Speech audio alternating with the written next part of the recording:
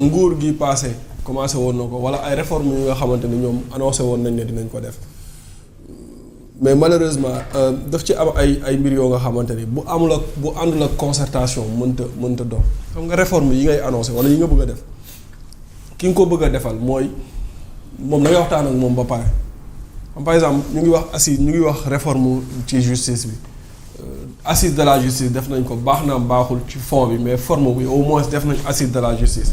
am na ci ñoo xamante ni seen xam-xam màcc na ci wàll mais booy def ay réforme ci wàllu média wala ci mais da ngay woo ñi nga xamante ni ñoom ñoo séq mbir mi nga waxtaan ak ñoom tey éducation enseignants yi maanaam les syndicalistes dañ doon grève bi ñu commencé di grève commencé paralyser le système état bi mu ñëwee.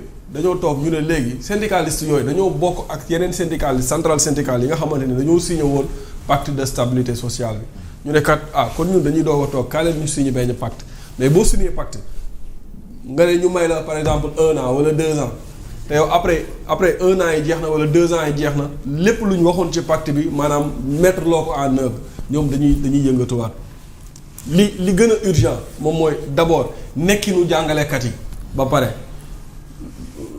c'est vrai que Macky Sall am na lu bari lu mu ci defoon mais yow dafa am loo leen dig et bi nga leen diggee ñoom ñu commencé yëngatu yow nga taxaw assemblée nationale nga ne on va faire face te yow nga waroon a woo dañ laa dénk réew mi ku nekk dina ñaxtu ku nekk dina wax mais yow da nga taxaw nga menacé leen ne leen on va faire face nous n'avons pas peur du ñu cédé ci ay pression nga wax ko étudiants yi wax ko ñi nga xamante ne ñoom ñooy syndicalistes yi problème dafay am étudiants yi.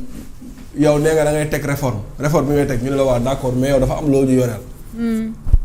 dafa am loo ñuy yoreel c'est-à-dire bu fekkee mënuñu koo fay wax ñu au moins nan nga ñu koy fayee ñoom ba léegi àdduwuñ ci liñ yoreel étudiants yi ba pare ne ñoom nañu def effort te yow bëgguloo def effort ci sa bopp.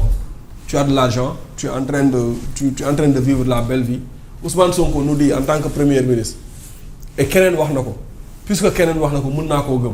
nee na bi Ousmane Sonko nekkee premier ministre ba tey mooy d'âge primature bi Ousmane Sonko nekkee premier ministre ba tey mosul laal salaire am ok d'accord mosul laal salaire am Ousmane Sonko nee na mosul laal salaire am en tant que premier ministre Ousmane Sonko nee na en tant que premier ministre mënul utiliser les privilèges de l'État. ça doit nous inquiéter ça doit nous inquiéter dans un autre pays premier ministre wax ko dañ koy dàq ba pare ne ko kaay leeral sa fortune bi foo ko jëlee. Oui. Ousmane Sonko 2014 la gëj a liggéey ba suñu joon yàllaay tey fan la jëlee xaalis bëri bi moom. man ba pare ça n'inquiète personne. premier ministre boo xamante ni juste dem toog na fii seen show devant Mohamed wax ne premier ministre déjà bi muy joxe déclaration de patrimoine dafa am loo xam ne lu bari daf koo dissimuler te boobu nekkul woon dara. nous depuis lors on demande la déclaration de patrimoine du premier ministre sañul génn moom sañu koo génnee parce que moom moo yor cëgal bu mu génnee ko. yow nga ne nañu def effort defoo effort yow ci sa bopp état bi deful benn effort boo xamante ni war na mën a wane ne xaalis am na fi xaalis amu fi étudiants yi bu ñuy grève nga maate leen enseignants yi bu ñuy grève nga dagg seen salaire yow réforme yi nga waroon a def ci enseignement dëgg déclenché wu benn réforme léegi lan lañ lay noteel. il y a une différence entre. très bien fayeeku ma sa salaire ak lekkuma sama salaire. lekkuma sama salaire. mi ngi fayeeku salaire am. laalu ko mais daf ko nekk di ko dajale. non Sonko a dit que daf koy dajale pour les martyrs. non mu ngi koy laal dès l'instant mu ngi koy jot rek mu ngi koy laal. waaw mais neen daf koy dajale. waaw moom laa ma ne léegi nag ndax lekk na ko lekkul foofu la débat loolu nag c'est son problème. mais mu ngi jot salaire. mais mi ngi jot salaire. da koy dajale mais mu ngi koy parce que chaque fin jot du mois dañ koy virer ci compte am.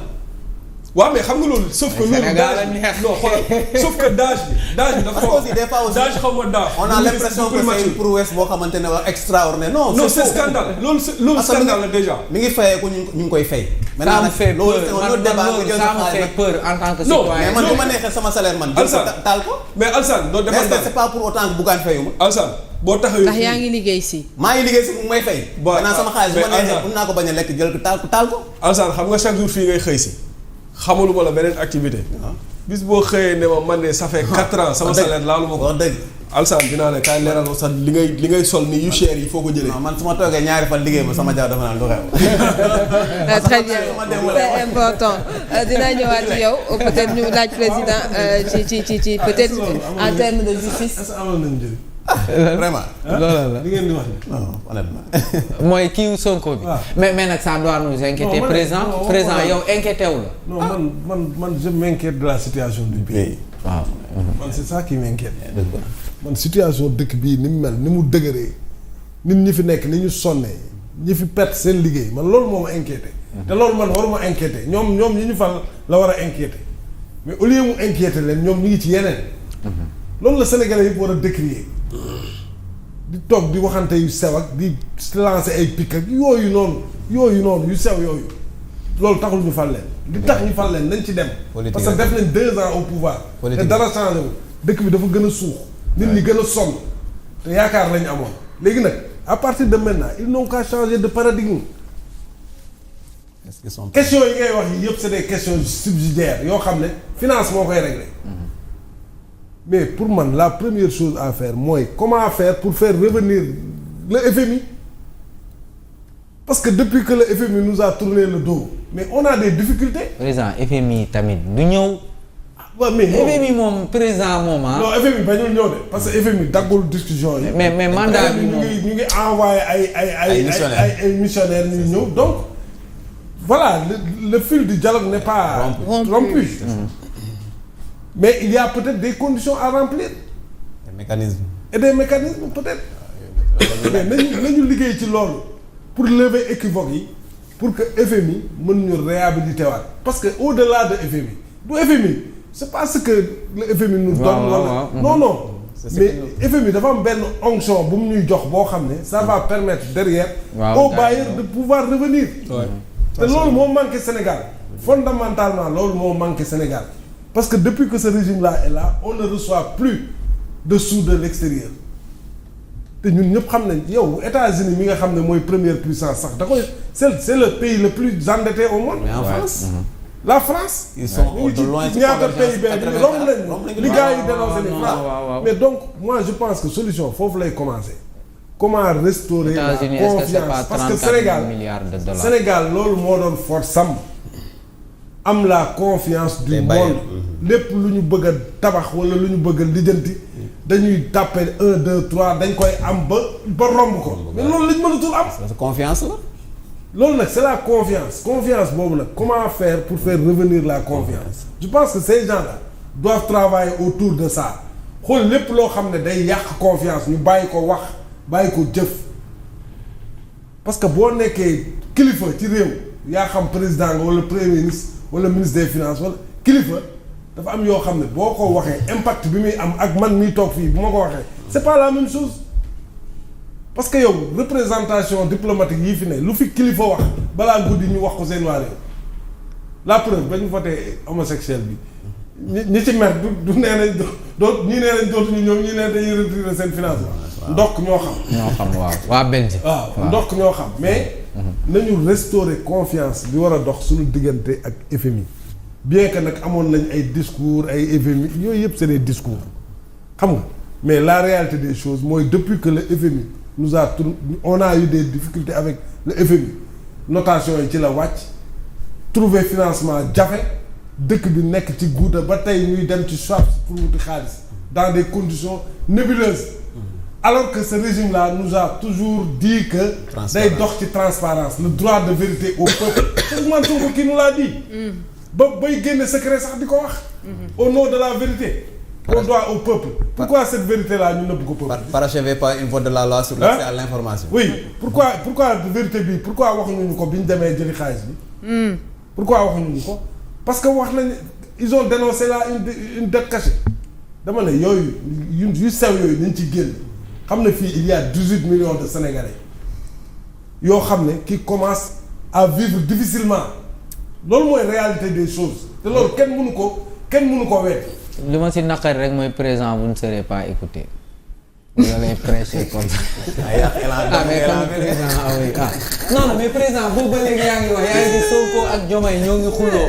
Sonko mu ngi gën a jaar nii Diomaye di gën a jaar ne. Sonko comme li ngay wax nii yow ban yow Sonko avec sa dernière conférence de presse là muy tiiñal. ñoo waaw mais Sonko yow mais président non président quand même. waaw mais loolu tamit il faut qu'il se ressaisisse. mais non xam nga yow man fan lan mooy différence ñoom li ñuy daf ñuy impacter. moo tax li ñuy def il faut que ñun tamit. mais depuis lors mais président nekkuma dans l'idéal. mais président on les a qu'est-ce qui a changé président. Non, on les a élus. Non, on les a élus pour une cause. fii ngeen ko On les a élus pour une cause. en tout cas du ngeen léegi nag s'il se détourne de la cause ñun suñu responsabilité la. ñu toog fii wax ko dénoncer ko. même ñoom buñ ñu déggul mais suba. Sénégalais yi mën nañu dégg. très bien C'est ça aussi mais mënuñu toog rek. avec complaisance bàyyi leen ñu mais quand même dëkk bi aussi ça va dëkk bi c'est plus important que n'importe qui ici. Ouais, c'est clair. N'importe qui nag koo mën a doon dëkk bi moo la féete kaw. parce que président ñaata président ñoo fi jaar am na ñu génn àdduna. am na ñoo xam ne ñu ngi dund ba léegi yàlla nañ fi yàgg ñii dañ fiy jógee. c'est une loi dañ fiy jógee loolu kenn mënu ko téye c'est inéluctable ils seront dans l'opposition sous peu xaw ma dinañ am deuxième xaw ma dinañ am troisième mandat moom amatu mais ils seront dans l'opposition loi dialectique la mais ci moment bi ñu fiy nekk nag nañ fexe ba ñoŋal li ñu am ak as néew mais xanaa du ñu gën a suul sénégalais yi man loolu lay dénoncer. léegi nag problème crypto personnel warul tax ñu jël sénégalais yi bëgg leen reléguer au second plan. xam nga yaa ngi naan xam nga pour assouvir leurs besoins personnels. loolu taxuloon ñu. non c'est vrai xam nga tey yaa ngi leen koy rappeler. xam nga tey yaa ngi naan xam nga 6 mooy 9 man pour man xam nga tey yaa ngi naan nii xoolal suñu aide à la presse bi président kan moo fi taxawoon ne aide à la presse xaw ma ñaata milliards léegi doublé naa ko. 4 milliards lañ ko. waaw ne yóbbu naa ko 4 milliards.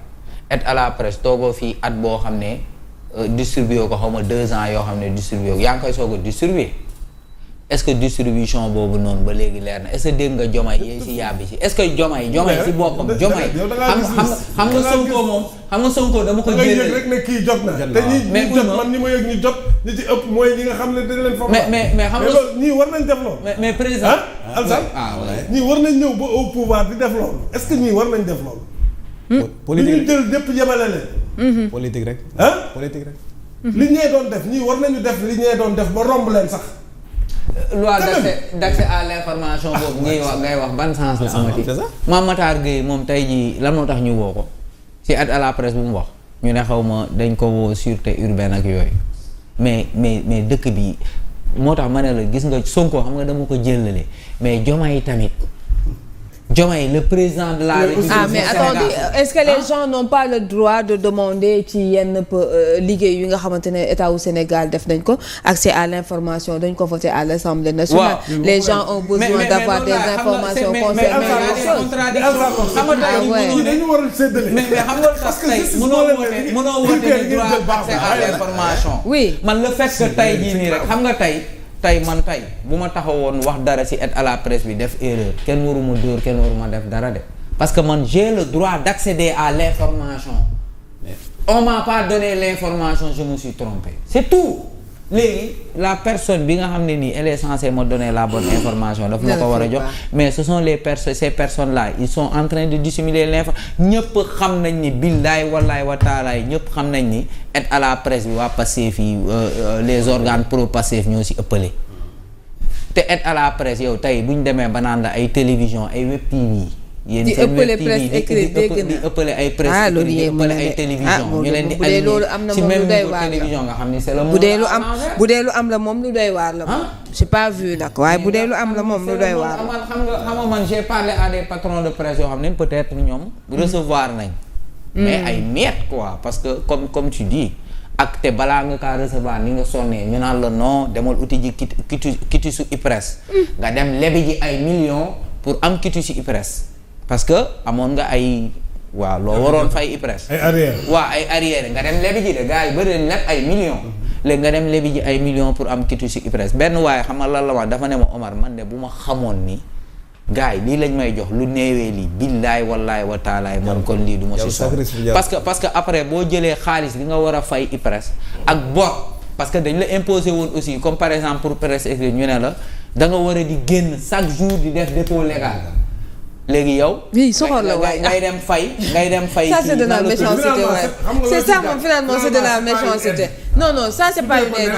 non lii moom nekkatul aide moom franchement lii moom c'est méchant quand même. léegi dem na dugg ci bor bu moytul day tëj. ah ouais bien sûr mais gars dañuy tëj. man de ku ma si woo